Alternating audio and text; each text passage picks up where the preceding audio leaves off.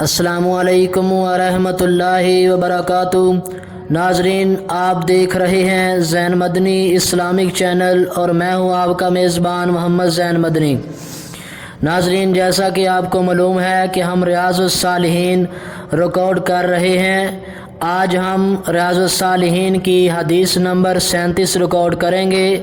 آپ سے التماس ہے کہ ہمارے چینل کو سبسکرائب کریں، لائک کریں، شیئر کریں، بیل آئیکن پہ کلک کریں تاکہ ہر آنے والی نئی ویڈیو آپ تک پہنچ سکے۔ نحمدہ ونصلی علی رسولہ الکریم، اما بعد فاعوذ باللہ من الشیطان الرجیم، بسم اللہ الرحمن الرحیم۔ ریاض الصالحین جلد اول، باب نمبر 3، باب الصبری، صبر کا بیان، اور حدیث نمبر 36۔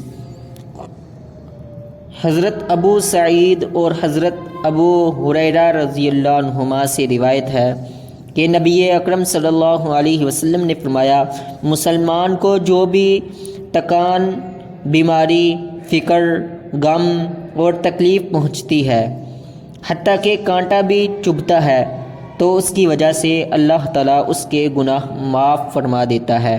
اسے بخاری و مسلم نے روایت کیا ہے۔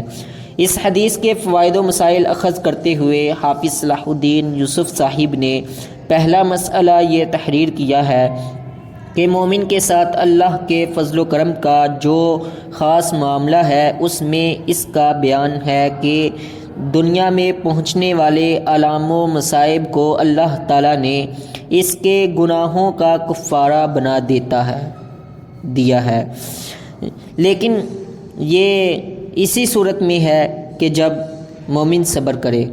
اگر وہ صبر کی بجائے جزا و فضا اور تقدیر الہی کا شکوہ کرے گا تو اس دنیاوی تکلیف کے ساتھ دوسری مصیبت اس کے لیے یہ ہوگی کہ وہ اجر سے محروم رہے گا، بلکہ مزید گناہوں کا بوجھ بھی اسے اٹھانا پڑے گا۔